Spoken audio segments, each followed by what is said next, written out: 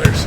Unfortunately, I have kind of been through this in terms of being shorthanded and having not the full roster at UConn. That was kind of the theme of my career. So used to it. Next woman up, whoever we got, we feel like we have enough, and it just kind of makes you feel like the underdog in a sense of you're kind of beating the odds. So it's actually kind of fun to play where the odds are stacked against you and you're playing six people are available. But we feel like our roster is built to where we can handle it, and so it's kind of exciting, actually. What's it been like for you just to see so many players come in and come out? I know that's probably different than college. Yeah, just like in college was different because we didn't have the opportunity to bring new people in, so that's been kind of fun to adjust to and get to play with new people. It's kind of like pick up in a sense to where you're just picking people up and tying your shoes and going out there and playing. So it's been fun in that aspect. To get to know new people, to build new relationships, to play with new people. I think basketball is a great form of connecting with people. We saw Nola kind of coaching you up about adjusting to your personnel. One of the things with all the injuries, you have people playing different positions, had different playing styles in different positions. As a rookie and a point guard, how do you kind of figure out what everybody needs to be successful when you're this shorthanded? Yeah, filling voids. Nobody's going to replace somebody, but how can we best come together to try to figure out what we're missing and do it as a team and as a unit. Not one person's going to be able to do it all.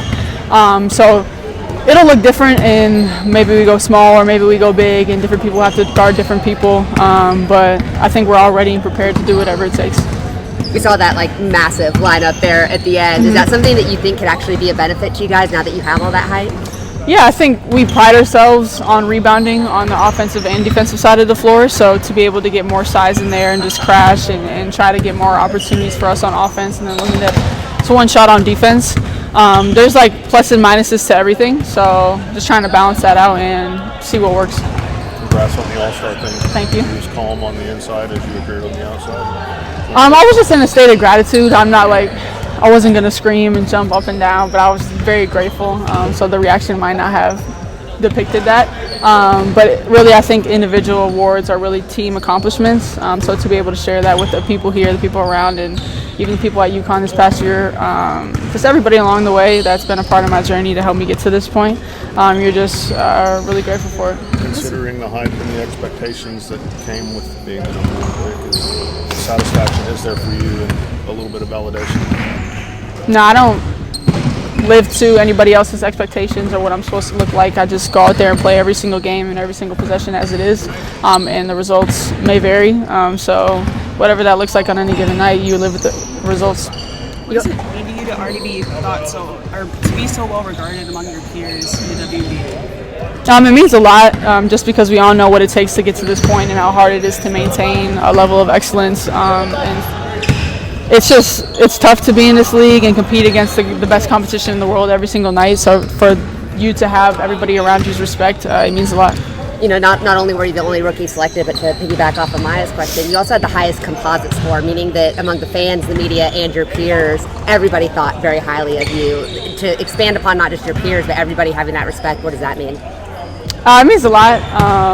Just for, obviously, I feel like I have a lot of support and a lot of people who go to war for me, go to bat for me. So to have people like that in my corner, it means a lot. And then just, like you said, to have people who really know and understand the game and who play the game's respect. I'm not really sure how the whole voting process went, but to be able to have a good score and all of that, it means a lot. I feel like when we ask you about all these accolades, you make it clear that you're not into expectations, not into comparison.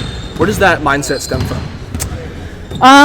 Just a lot of mental work, a lot of framing my thoughts and my perspective on basketball and on life, just running your own race and not looking to the side to see what anybody else is doing, but just being where my feet are. I mean, people probably get tired of me saying it, but that's the life and the motto that I want to live, and just worry about myself and also how can I make the people around me better.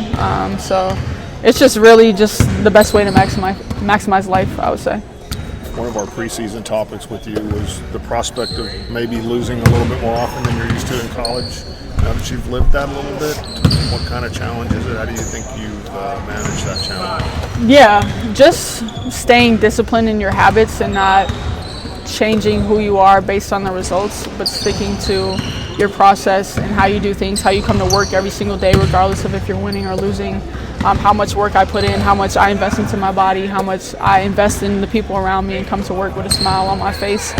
So to be able to stick to that and try to build the culture that we want here, regardless of the winning and losing, and just enjoy coming to work every single day. It's been fun to enjoy the process. You never want to get used to losing, but you also don't want to get used to being result oriented. So to be able to stick to my roots, stay grounded in what I've done to get here, I think that's really been the reward so far. You guys are obviously very shorthanded in the backcourt potentially tomorrow. We've seen teams really double team and blitz you, especially when you're on the floor at the point of attack, the pick and roll, and the DHO. How do you kind of compensate for that if you, say, don't have an Enrique or don't have a Dejanay out there to take some of the pressure off? Yeah, I think it's the rooks. I think we'll be all right. Za and JJ have done a tremendous job this whole entire season, especially stepping up last game with me out, with Nay out. So it'll be the same thing, I think, just different people stepping up, different Za and JJ being aggressive. If they're going to focus a whole bunch of their defensive attention on me, then I think it'll leave other people open and other people will get opportunities to score and be aggressive. Is that where the benefit of getting so much size back helps you out of that double team? If you are running that pick and roll, you can kind of throw it up there with a little bit more grace, right? Yeah, definitely having that size back and having Lou back too as a playmaker out of the pick and roll and in the short roll. So to have the size and to have the playmaking makes it easier. How are you managing your own health right now? Obviously, you mentioned you sat out last game. Now, shorthanded lineup, not a lot of opportunities for rest. Yeah, it's difficult, but at the same time, I want to play 40 minutes. I want to play every single game. But also being smart and understanding the fact that there's a long season and I want to have a long career ahead. So being smart in the fact of conserving my body, making sure I'm 100% before I step out on the floor, and that's recovering, sauna, manual treatment, cold tub, any sort of therapy, red light therapy that just helps get my body prepared and ready. Yeah, it's really the routine that you try to stick to. Along those lines, missing that game Saturday, second night of a back-to-back, was that a load management thing? Not so much a load management, but just being smart. I've been dealing with patellar tendonitis since I was in high school, and it is in a sense of like you're managing it at all times. Like there's no day where it probably doesn't hurt, but to be on the second night of a back-to-back where I just played 38 minutes, it usually never feels great the day after the game, but we usually either have an off day or a light practice day to where I can recover. And assuming again I would either have to play a lot of minutes or be managed, we thought it was just the smart thing to do to rest and recover.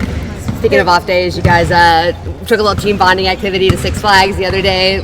Did you get to ride any rides? Anything fun? What was the best part of that day? Yeah, just being with the team, being able to have an off day and really get to know each other off the court. And obviously the rides were extremely fun. I like the crazy ones, the drops, the big roller coasters. Some people do, some people don't, but we all got to ride a couple rides. Paige, can you talk a little bit about the role the support staff has had? Of course, like your relationship with Coach Kopanis or Coach Chris, but can you talk a little bit more about Noah Henry and Jared and a few of the other coaches you've had the opportunity to work with while you've been in Dallas? Yeah, the whole coaching staff has been amazing for me. Just Noah's like my position coach, so I've grown very close with her and just her IQ and her X's and O's and just how much everyone here is a student of the game, and I really respect that and I love that because I'm a student of the game. I love watching. I'm always dissecting film. So they just have the same love for the game. And then they challenge us in different ways. Like each coach has a different role and perspective on things.